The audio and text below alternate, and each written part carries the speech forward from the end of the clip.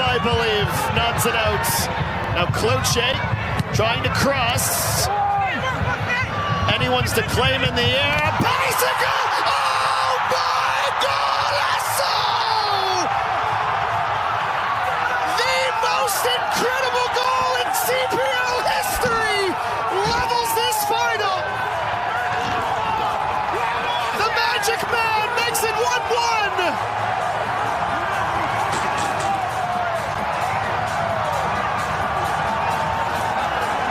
Through the snowflakes, David Rodriguez with an incredible finish. Corner kick, balls bouncing around. Calgary can't clear their lines.